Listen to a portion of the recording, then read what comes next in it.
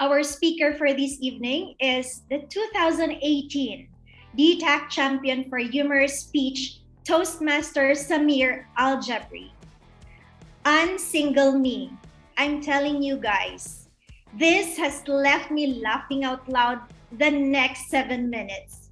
Yes, exactly. As what our division director said, when he was there, I was there as well because it's my first time to attend the DTAC. And when I saw this person speaking there, really, without anything, I will tell you, even you can watch in YouTube and it will leave you laughing out loud. You shouldn't miss it. 2018, Toastmaster Samir joined Toastmasters International to improve his skills in public speaking, to inspire, and to tell stories. He is now 2 times international award-winning public speaker and is among the first Emirati to win the District Toastmaster Annual Conference 2018 award for humorous speech and the only Arab among the best 28 speakers at the semi-final of the International Toastmaster Speech Contest 2020. Let us all welcome, with a big thundering round of applause, our speaker for this evening, Toastmaster Samir Al-Jabri. Thank you so very much, Madam Toastmaster Neve, District 105, Division K, fellow Toastmasters, guests, ladies and gentlemen, good evening. I'm so thrilled to be here with you guys today and to actually be talking about, as I always say, one of my most favorite ingredients of any speech, which is stories. And, as we all say, we're Toastmasters, we're storytellers, we tell stories. So let me start by telling you a small story that happened with me just recently. About 2 days ago, it was 2 days ago. I went to the expo in Dubai for the very first time. And I was so lucky to be able to see 10 countries in one day, which usually they say it's not as easy because it's crowded, but I was so thrilled because I saw 10 countries at one time. And it was quite a long day. At the very end of my trip, the last country that I visited in Expo was Australia. And after a long day, it was already at night. I was like, let me finish with Australia. And then once I'm done, I need to just sit down, relax, and rest for a bit. It's been a very long day, and maybe I'll eat something because I was really hungry. So as I finished from my tour in the Australian pavilion and I exited, on the right, there was a really nice kind of like a food court. And then on the left side, there was a nice stage where there's performance that happened for the Australian pavilion. So I got my dinner, my meal. I sat down on the table just in front of the stage to see whatever performances that they have. And then an Australian gentleman came up. He's a singer. And he just came up on stage and he's like, with his guitar, and he's like, I will be singing some, songs from Australians and Australian songwriters. So please enjoy. Anyways, he started singing on stage and I started eating. So I'm enjoying my meal and he's singing. To be honest, he had quite a good voice. I mean, I liked it. It was really nice, but I was really busy eating and I'm hungry. And then when he finished his first song, before he sings the second one, he introduced the song. And he said, the next song that I'm about to sing was written by an Australian songwriter. Originally, she was an artist, she sings. But at some point in life, she just decided that she doesn't want this fame life and luxury in front of the cameras, and she just wanted to slow down and be away from this kind of lifestyle and work from behind the scene, just like a normal job at home without having the headache and being on the red carpet and all that. So she started not singing, but only writing songs for producers and DJs. So one day, she wrote a song and sent it to a producer. And she used her voice as a demo. so that the producer can know exactly how the song goes, and then the producer can sell it to another artist. Because that Australian songwriter doesn't want to be in front of the camera, in front of people. She's like, no, I'm behind. I will just send you, I will write the song for you. I will sing so you can know how it works as a demo, and that's it. The producer received the song. He heard it and he couldn't believe. He said, I cannot think of any person who could sing that song better than her. But she doesn't want to be in front of, the microphone and singing, and she doesn't want that life anymore. So that producer took the risk and released the song. He tweaked it a little bit and released the song with the demo version, with her own voice of the songwriter. And she didn't want that, but he released it. And today, the song on YouTube has more than 1.5 billion views. And then he started singing the song. Now, let me tell you, by that time, I stopped eating already. I just put my plate and I was just listening to him. He was singing, I didn't pay attention. But when he started telling me about that track and the song, I've stopped eating and I started listening to him. He held his guitar and he started singing. I'm bulletproof, nothing to lose, far away, far away. For those of you who know the song, if you ever listen to it in the radio while you're driving, this was the demo of the singer. And it was not supposed to go out, but the producer released it. Now this track was released, I think, 9 years ago, almost. I only loved it 2 days ago. And why is that? Because of the story. I got interested in the song and I heard it, and now I love it because of the song, because it gives it a value. There is more to it. I was connected. I felt like I am that songwriter who doesn't want to be out there, but then the producer just decided to put it out there. And I didn't want to. I felt that I am living that same moment. So the reason is the story. That's why I was interested. And this is it. Humans respond to stories. We are like that. We are just programmed like that. We love to hear stories. It evokes our emotions and it makes us connected with people and connected with the person who's telling the story.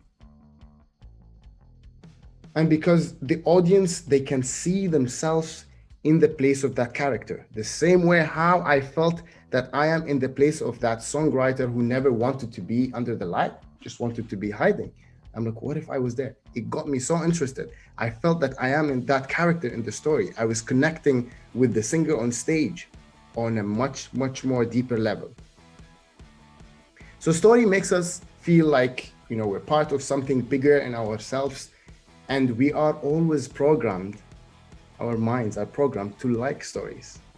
That famous sentence that we always say, we used to say when we were kids, Daddy, can you read me a bedtime story, please? Right?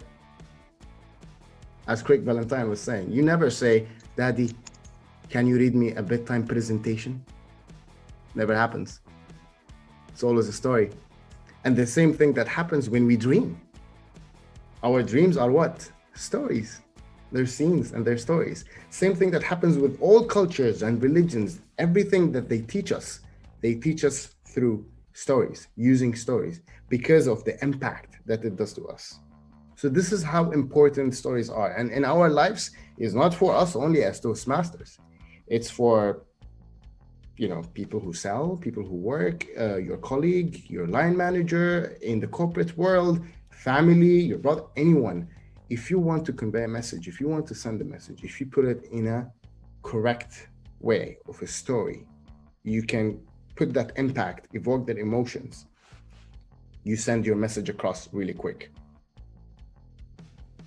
So it's only normal that we would ask ourselves the same questions that I asked myself when I started my journey in Toastmaster, every time I wanted to put a story, I'm like, how do I come up with a story? Or how, okay, now I have a story, how to tell that story? And the most important is that this story is really good because I think so. But maybe it's not good for them. I think it's good. How do I know it's good for them? So it's all, if you know the structure of telling a story, the right methods, the steps, then you can answer all these questions. So I will share my screen if that's fine. Let me see if that works. 1 second.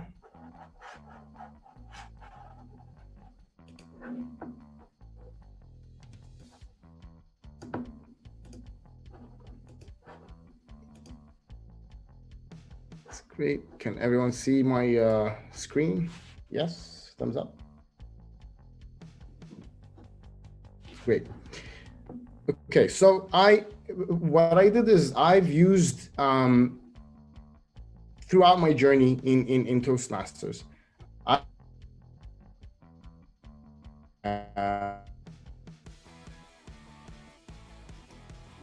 three maps that helped me to create my stories, and they're the ones that, you know, over time I started really practicing those three main steps that helped me. There's so many ways, but the basics, if you can master those three steps and the basics, you'll be able to tell great stories, have a great impact on people, and have great speeches.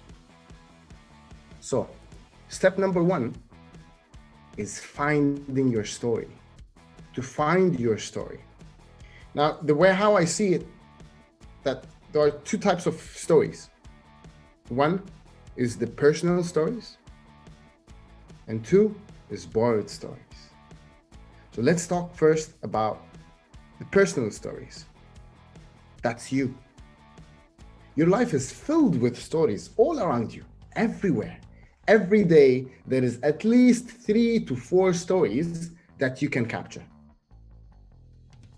From the time you were born till today, you have a treasure in here of stories. There's a treasure box filled with stories.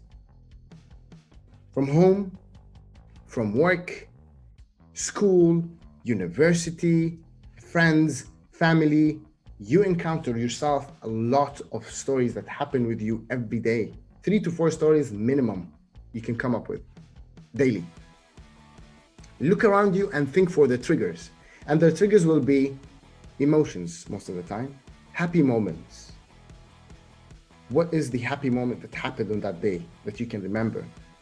And you will see a story there. Happy moments, defeats, failures, emotional triggers, surprise, something that surprised you. All these are triggers for different stories that you can see. And then you can turn those stories that you see to the most powerful stories in your speeches. I can remember when the very first speech with Mama Razlan. I keep calling her Mama Razlan, Toastmaster, Madame Toastmaster Razlan. She was my mentor. And I remember that the first, when I just started, is I completely don't know anything about Toastmaster. This is my first time. And I was supposed to come up with a speech. And at that time, it was Unsingle Me. So I just had a meeting with my mentor, Razlan. And I'm like, so what did I talk about? What's now? And she's like, I don't know. You tell me. What stories do you have? And I'm like, I don't know. I don't have a story. I thought you're my mentor. You should tell me what to talk about. She's like, no, you tell me what you're going to talk about.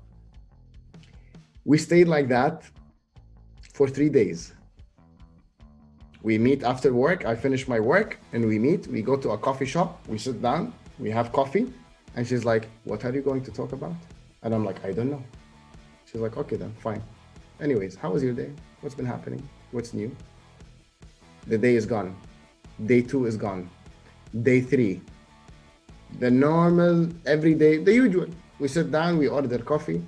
How was your day? I'm like, oh, it was okay. On the 3rd day, at that time, my mom came from a wedding the night before. And then one of the stories happened, which was basically my mom and my sister were talking about a girl that they saw at the wedding. So I'm telling Razin, I'm like, yeah, this happened. So my mom saw this girl at the wedding, and then my sister told her this, and this happened. And then I was like, yeah, this happened. And then she just pointed, literally, I can still remember, she pointed at the table and she's like, that's it. That's your story. You're going to talk about that. Of course, the first reaction that I said, I was like, no way. This is, no. What story is this? She's like, no, that's it. You found it.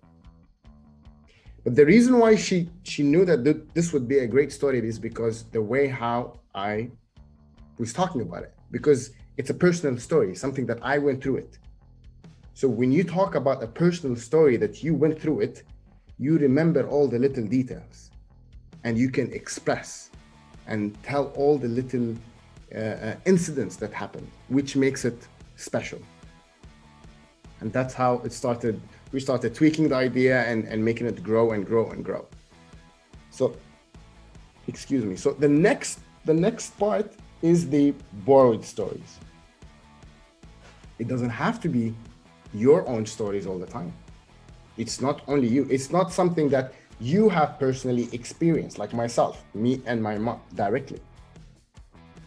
Not only the incident that happens to you personally, you are always surrounded by many stories.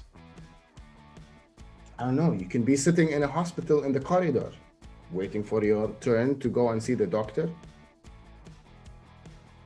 And before you enter to the doctor's room, when it's your turn, a lady just comes in and she just pushes you away and says, excuse me, it's my turn. And she goes in.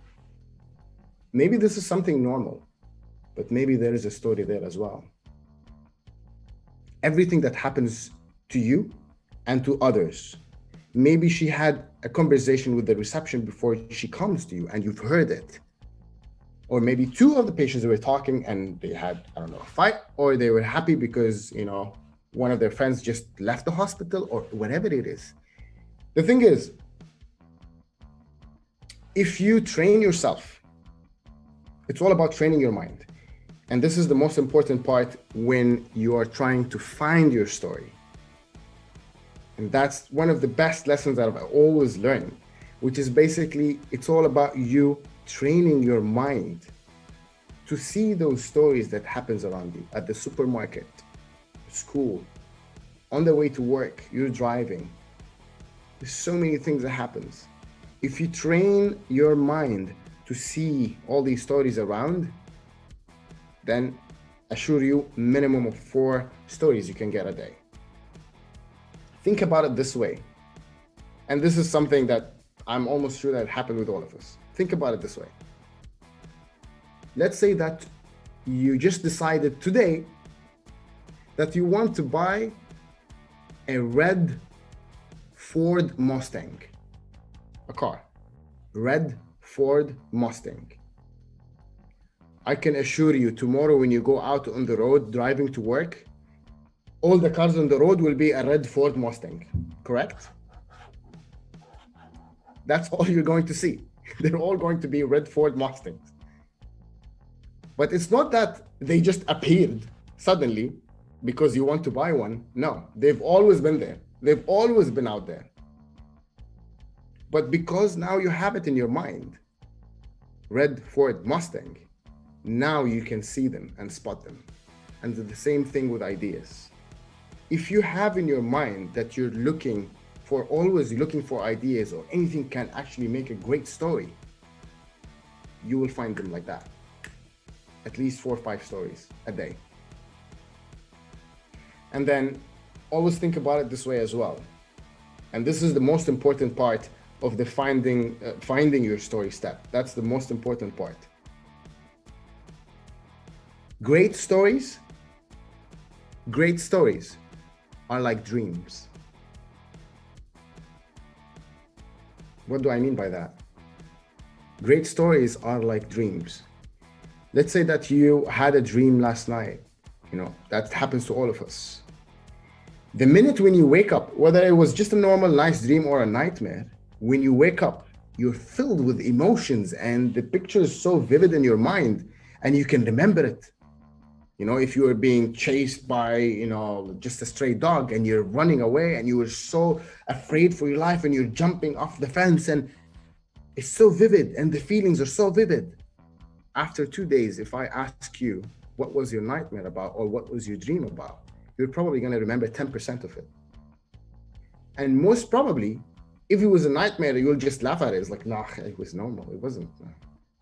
Even though it was really scary, because time passed and you don't have the same connection to that story as you used to do before.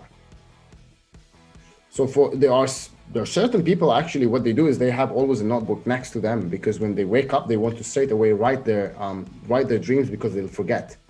And the same thing with stories. When you see a great story in front of you, we all have a mobile phone, right?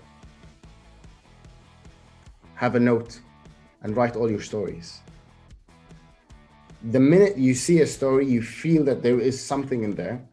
I don't know, a guy at the cashier, he's trying to pay, he's a very old man, and then a very young man, he leaves all his stuff and he comes to help the old man. There is a story over there.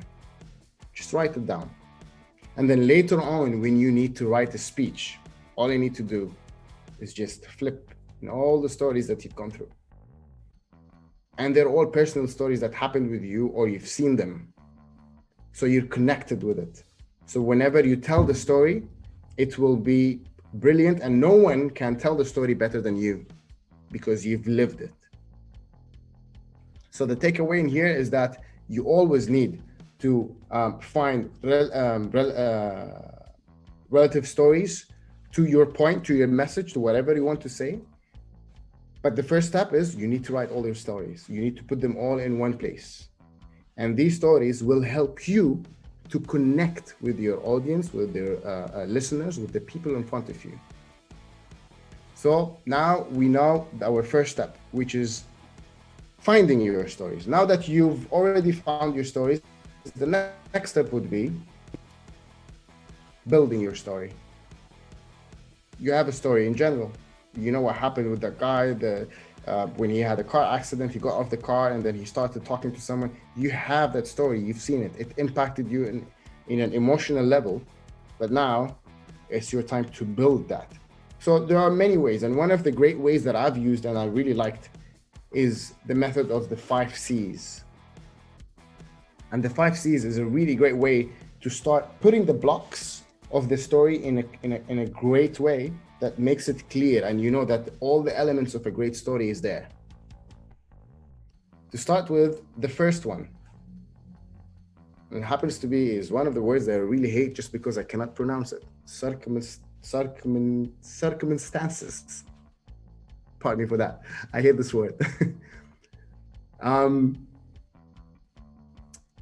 Always share the stories, your own stories, that will transport your audience into another dimension.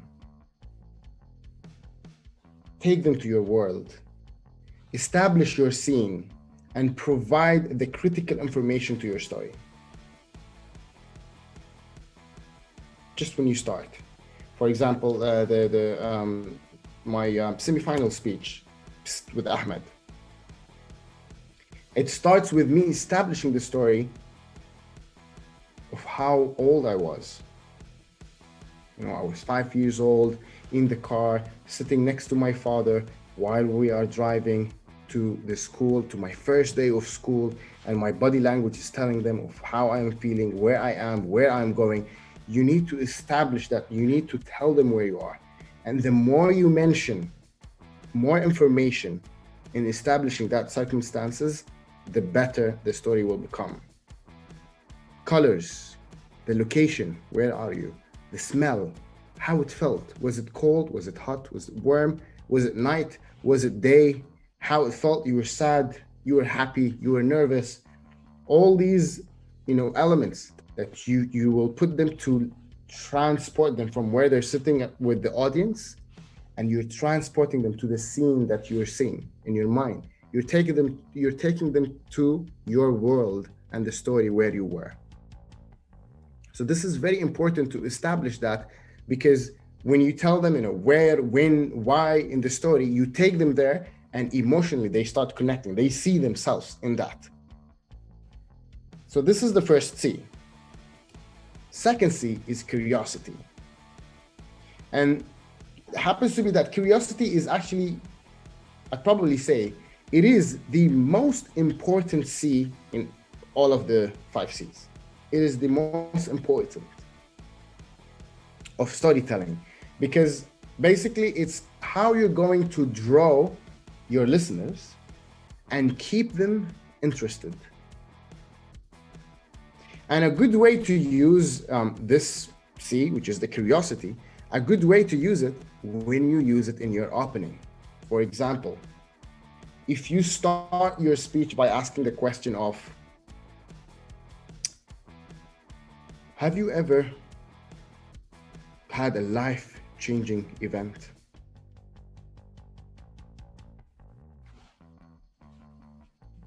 What's going to happen in the minds of the people now, or the listeners or the audience? They're gonna straight away relate, because you're asking them, have you ever? And it's quite a deep question, like a life-changing event. Or it can be, have you ever felt that you're unwanted by everyone around you? Would you give up? When I was 12 years old, and then you start telling the story. So by just starting telling them that I was unwanted, and do you know that how does that feel? You're making them now curious and unwanted. Why? Have I ever been unwanted before? But what did I do to be unwanted? Is it that big? Did he do something even bigger? You're making them curious and think. It's not a straightforward a process. So now when they're thinking and you get them curious, you draw them, you see that only one sentence draws your audience and listeners to listen more to what are you about to say. You want to know why. You want to hear. You want to know, why was he unwanted? You've established the curiosity, and they will listen because they want to find the answer of what was it. And then moving to the third C, characters. And that is, that's a must. Us as humans, in every story, us as humans, we really love that element of having a name or a person in a character. It's a huge thing in the story. People will always want to look for a connection, a character that they want to love or they want to hate. Let's say he's a superhero, or maybe a model or a villain, someone that they can relate to or want to be like. And usually the best way to do that is that you always name your characters in the story. Give them a name, people that will remember.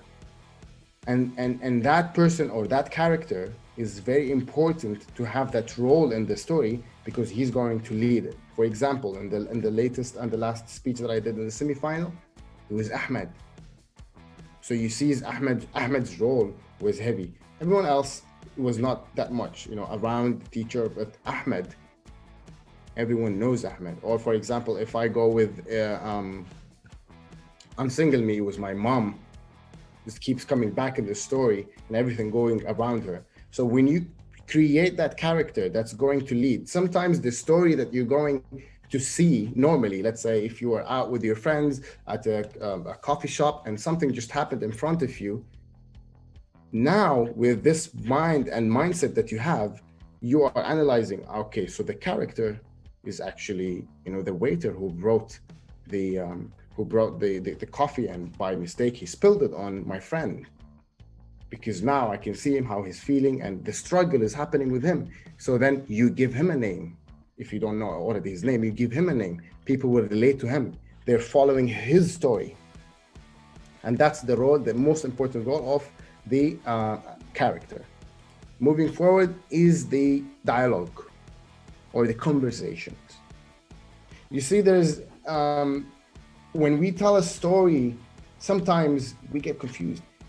If I want to hear the story, it's not necessarily that I want to only hear it from your perspective. One of the best mediums to move the emotions, that vehicle that moves emotions from me to the audience,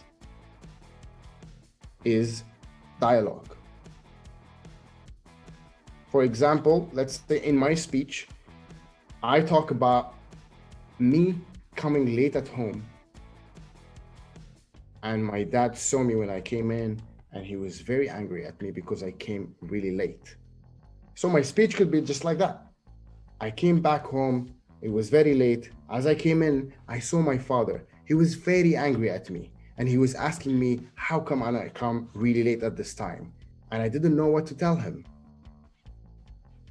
So you're telling the story in here. But what if you changed it and you made it a dialogue? As I came in at home, I opened the door. My father saw me and said, what is the time now? So you can tell, first of all, he's pissed from the first expression. Second of all, he wants to tell me, why am I coming late at that time? And instead of explaining, I felt really bad, so I started apologizing to him, you just change it into a conversation, a dialogue, to, I'm really sorry. I'm really sorry. I won't do it again. You change it into a dialogue. And this conversation that happens, first of all, it will shorten up your speech instead of making it very long, because you're explaining, and then I went there, and then he told me this, and then I went there, and then he was saying this, and then we went there, and then he did. You make it into a dialogue, it will shorten it up, and it will carry the emotions. That will be the vehicle. It will carry the real emotions of what happened at that time. And then moving to the last C, which is, maybe by nature we'll try and stay away from it, conflict. But conflict, without it, our stories won't exist. Let's put it this way. Without the conflict, our stories won't exist. Conflict is the problem, is the obstacle, is the reason for the story. Your conflict should also be the most important and related to the message or the purpose that you want to deliver at the end. Because, the way how you build your speech generally before you even look at the story is, what is that purpose or the message that you want to send? So the conflict will be somewhere around that. I'll give you a good example that I've used, which is my, again, semi-final speech with me always copying from Ahmed when I was young. I was very happy living my life. I'm copying from Ahmed in the exams. I keep copying from him. I don't need to study. I'm always getting 90s. Woof, I'm living the life. Life is so good. Until the day came when Ahmed is no longer there with me now. Ahmed is in another school and I am in another school. We're separated and I was so used to him. And now I am all by myself. What am I going to do right now? So you're going up and then you meet that conflict and then you start going down towards the cure. But that conflict is what flips and kind of shake your listener. It's kind of in a very nice journey, and then you shake them. Listen to me. This is what's happening. So the conflict is the last C in the 5 C's, but also it has a very, very, very important role. So in here, to just summarize it, building your story, and you need to ask yourself the following questions when you start writing your story. You start thinking of your story, you start asking yourself these questions. When, where does my story happen? When did it begin? Where am I? How do I get my audience curious? What is my message? You can think of the message and then build that curiosity around it. Why were you unwanted? I can say something around, I never knew that I really enjoy feeling pain this much before in my life until one incident in my life happened. Okay, now everyone wants to know what is the incident that happened that made you enjoy pain. There is not a single human being who enjoys pain. So that's how you treat the curiosity. So what is it? How can I get them curious? Who is the hero? Who is my character? Do they have a name? You start giving them names. You start recognizing the characters in your stories. What are my characters saying? Their dialogue, their conversation. So when you can write, you can start by writing the story and then find the dialogue or find the conversations, what they've said, and start removing the fluff or removing the explaining of the story and keeping the dialogues only or the conversations. And then the last thing is, what is the conflict or what is the obstacle that you are facing? And the most important that you take all those C's, you put them all together, and what you would be extracting or the point that you want to get out of all that is you need to have a story that will relate to the message that you want. And by the way, every story you have can have probably different points or different messages. So you just need to shape all these 5 C's to serve your message and your story. And now moving to, we finished building the story, right? We found the story first, and then we've built the story. The blocks are ready. Now we go into tell your story, the last step. And in here, I've used what they call the 5 communication channels. So basically what we say is when we tell the story, we use mainly 5 communication channels, right? With our audience. And that's usually always happens whenever we give any story talking to one person or many, but it's always us using mainly those 5 channels. The first channel is verbal. So in short terms, basically, verbal is you translating your story into verbs, and your words need to be short and very simple words, and use words that basically paints a very vivid picture with concrete nouns.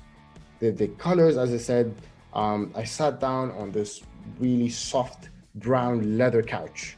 You give nouns, you give a vivid imagination. You use words that can basically paint that picture of the story of where you were. And one of the things that really helped me with all, by the way, all these 5 channels that we will talk about now, is when you see a story, or maybe it's a story that happened with you 5 or 6 years ago, the best way you can do is you just sit down, close your eyes before you start writing your story. You sit down, close your eyes, and live. I'm not gonna say remember, but live that moment again of the story. Like literally, I would be just sitting like this, and I'll just do that.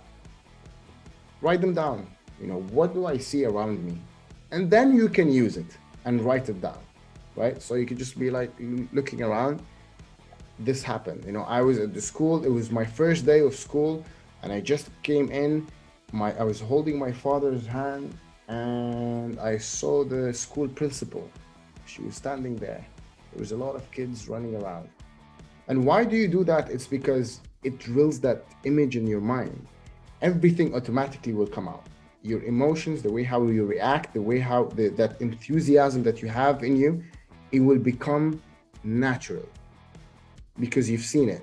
So don't make up the scene, or try to avoid it as much as possible to make up the scene.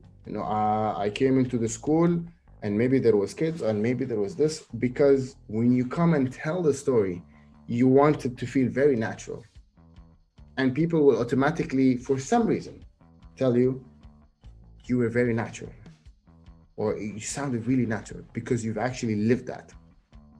So with the verbs, after you kind of closed your eyes, you've seen the area around, you know exactly everything how it looks like because we focused and we like put so much thinking into it to see what's around and relive it again.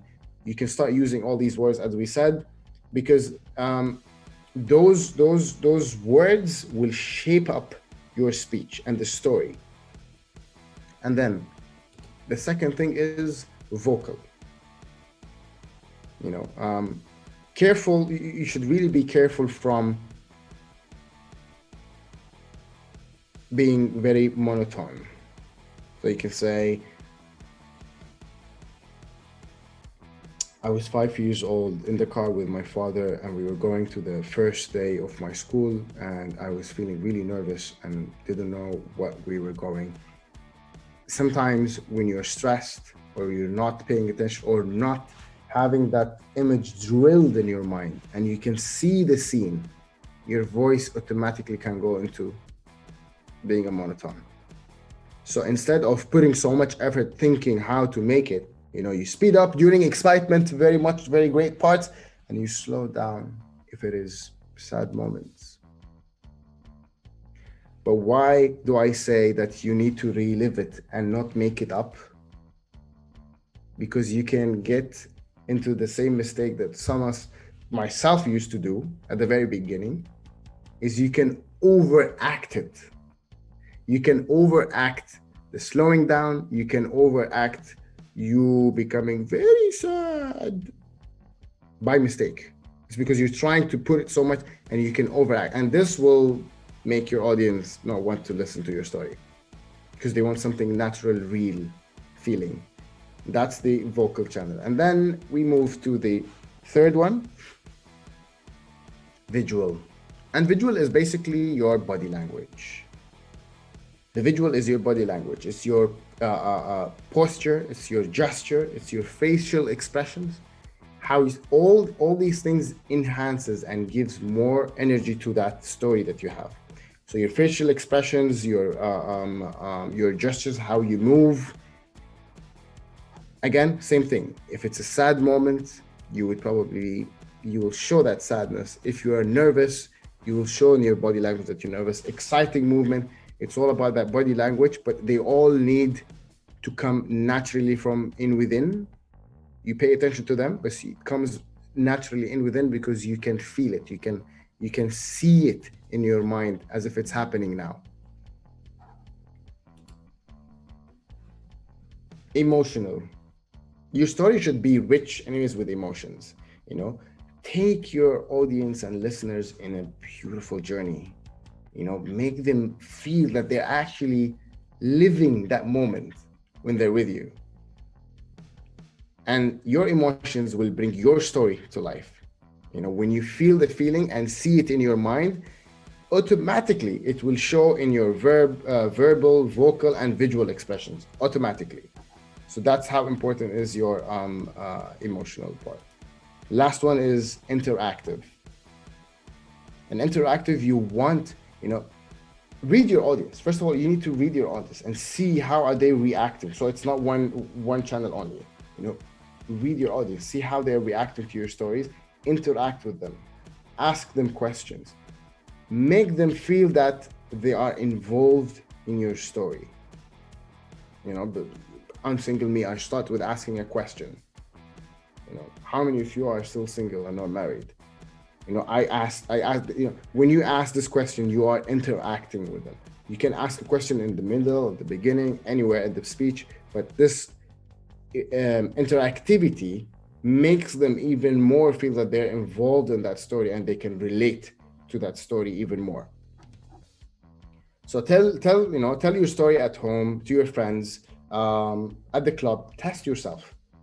Tell that story and test yourself, because you need to master the 5 communication channels. Those 5 channels, if you can master them, right? If you can master them, this will immensely help you to tell stories better through the 5 different channels: verbal, vocal, visual, emotional, and interactive. And reaching to the last part, which is basically use those 3 steps all together. You know, define your story, build your story, and tell your story. And the best thing that you can do is practice, practice, practice.